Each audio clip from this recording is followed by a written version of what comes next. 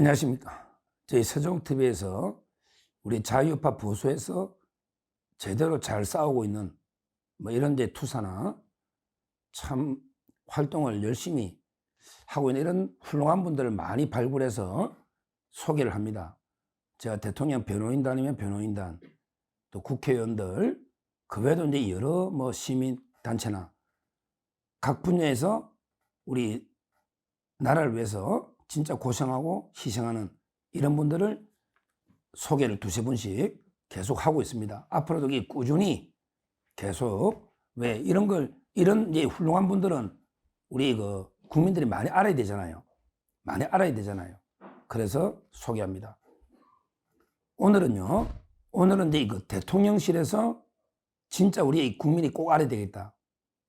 대통령실에서 제대로 이제 윤석열 대통령의 의리를 지키면서 일하고 고생하고 있는 이런 이제 세 분의 비서관을 말씀드리고자 합니다. 물론 이제 정진석 비서실장 이하 여러 이제 수석 비서관님들도 참 일을 잘하고 있습니다. 이제 대통령이 복귀할 수가 있기 때문에 벌써 이제 메시지도 내고요. 실제 정책 브리핑까지도 하고 있습니다. 그리고 특히 저는 중요한 게 대통령실에서요, 아예 가짜뉴스가 나오잖아요. 대통령이 돼서 이제 가짜뉴스가 나오면 가차없이 바로 이제 고소까지 합니다. 실제 지금 엄청나게 대통령실이 활동을 많이 하고 있습니다. 옛날 박근혜 대통령 때 너무 안타까워서 그때는 대통령실이 손을 놓고 너무 속수무책으로 당해버렸잖아요. 탄핵 박근혜 대통령 때. 그때 너무나 그때 너무나 안타까운 회한이 있어서 이번에는요, 적극적으로 대통령실이 활동을 하고 있어요. 얼마 전에 저출산 브리핑도 했지 않습니까? 브리핑도. 그리고 이제 노잖아요. 대통령실에서 이제 가짜뉴스에 대해서 공개적으로 반박한 게 9차례입니다. 대통령실이 이거는 가짜뉴스야 이렇게 공개적으로 반박한 게 9번. 그 다음에 심하게 가짜뉴스 퍼뜨린 놈들은 대통령실이 고소한 게 6차례입니다. 이렇게 활동하였습니다. 대통령실이 6차례나 고소 고발했습니다. 가짜뉴스 퍼뜨리는 가짜없이. 이렇게 박근혜 대통령 때는 너무 속수무책으로 당했다는 안타까움, 이번에 달라야 되겠다. 따라서 대통령실이 제 중심을 잡고 역할을 제대로 하고 있습니다. 거기에 물론 정진석 비서실장님이 잘하고 있고, 그 다음에 여러 수석, 김주현 민정수석, 그 다음에 이도훈 홍보수석, 그 다음에 정광삼 시민사회수석, 전부 잘하고 있습니다. 잘하고 있어요. 근데 제가 오늘 소개하고자 하는 분은 세 분의 비서관입니다. 큰 역할을 하고 있는 변함없는 충신 세 분의 비서관을 소개하고자 합니다. 두 분은 이제 대통령이 계엄하고 나서 탄핵되기 전에 얼마나 힘들 때입니까? 계엄하고 나서 그때는 서로 사표 내고 나가려고 이럴 때 아닙니까? 그럴 때 대통령이 2명을 비서관으로 임명했습니다. 근데 그걸 수락해서 열심히 일하고 있는 이런 충신이 어렵거든요. 대통령이 계엄 후에 비서관으로 승진, 임명한 두 분. 한 분은 이제 법률비서관 최명성, 최명성 법률비서관.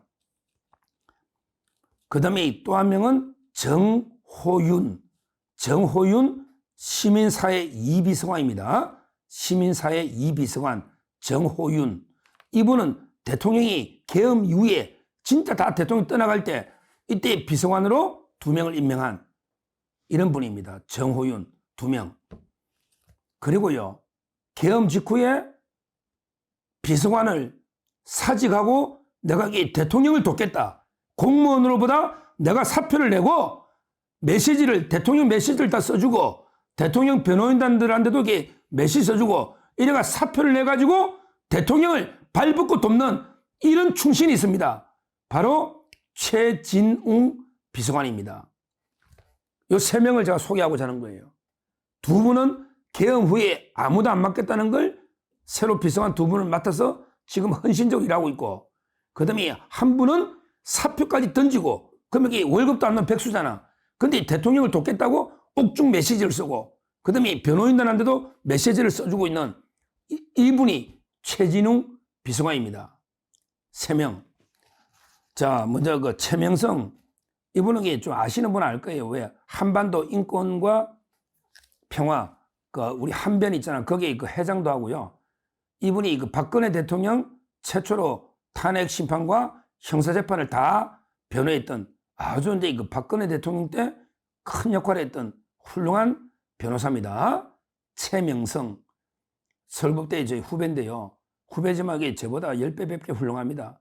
지금 법률비서관으로 변호사들에게 지원이나 자료, 물론 이게 공개적으로 할 수는 없겠죠. 공무원이니까. 그렇지만 이게 그 음지에서 많은 활동을 하고 있지 않겠습니까? 옛날에 그 법률 실력만 보면 최고입니다. 왜? 박근혜 대통령 때 헌재 변호 1호로 들어갔고요. 그 다음에 그 형사재판까지 했지 않습니까? 그때 그 집에 월급 하나 못 갖다 주면서 1년, 거의 6개월 이상 1년 가까이 얼마나 고생했습니까? 최명성, 즉 법률비서관. 그 힘들 때 맡아서 제대로 끝까지 대통령을 보필하고 있는 이런 비서관이다. 그 박근혜 대통령 때 그 인연, 그 다음에 그 한변 활동하면서 정말 우리 자유우파 이념에 투철한 이런 훌륭한 변호사면서 지금 법률비서관입니다. 자, 그 다음에 두 번째 소개할 분이 그 정호윤. 이분은 제 개인적으로 잘 몰라요. 근데 평가가요, 아주 다릅니다. 평가가 달라요. 그때 대통령이 체포될 때요, 기억나시죠? 공수처가 완전히 불법으로 경찰 동원하고 체포할 때요, 그때 그 8명의 참모가 있었답니다. 관제에. 한남동 관제에 끝까지 있은 참모가요, 그래 많지 않아요.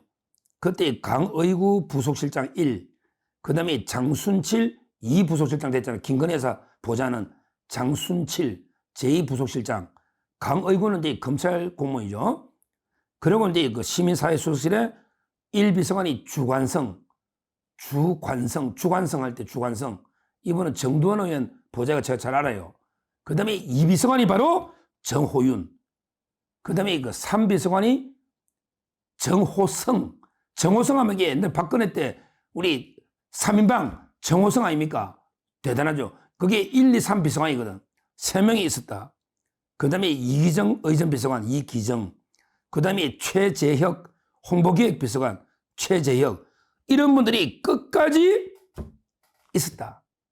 그 중에 정호윤, 이분이 끝까지 의리 지키는 이런 비서관인데 지금 시민사회 2비서관입니다. 근데요, 이분은 어떤 분이냐? 자, 보니까 이분이 잘 됐어야 되는데 정호윤 이분이 79년생이야. 나이 어리죠. 79년. 그리고 이제 부산 출신으로 부산의 대동중 동하고, 그 다음에 중앙대법대 성균관대 석사 하고요. 공직기강 비서실에 공직기강 팀장까지 했는데, 문제는 정호윤 이분이 이번에 총선에 어디 나갔다? 사을에 나간 거예요. 근데 그때 평가가 엄청 좋았거든. 부산 사을. 그게 누굽니까? 조경태 아닙니까? 조경태, 이놈을 이게 반드시 이겼어야 되는데 그게 너무 안타까워. 근데 그때 막 사회에 제 아는 분들에게 전부 정호윤 젊은 청년 정책 키워야 된다, 추진력 있고 대통령과 한 몸이고 얼마나 좋았는데, 그 조경태한테 제가 조경태 이놈이 탄핵에 앞장선 놈 아닙니까? 조경태 이놈이 한동기 우두머리로 완전히 우리 우파를 망친 철새 중에 철새 아닙니까, 이놈이? 그 정호윤이가 이겼으면 조경태가 없었고요. 그러면 이게 뭐 가정적이지만 탄핵도 없었던 이런 거 아닙니까? 그리고 이제 그때 아깝게 총선에 떨어지고요. 다시 대통령실로 다시 들어온 거예요, 복귀를. 대통령실에 들어가지고 결국 시민사회 2비서관까지 된 이런 게 충신이 정호윤이다, 이 말씀 드리고, 다음에 반드시 총선에서는 조경태를 떨어뜨리고 정호윤 비서관이 배지를 달아야 된다. 이걸 제가 말씀을 드리고, 대단한 게 그 훌륭한 정치이다. 제가 일면식도 없고 이름도 처음 알았지만 대단한 분이다. 제가 찾아볼수록 이렇게 말씀드립니다. 그 다음에 그 마지막으로 한 분만 더 말씀드리면 최진웅.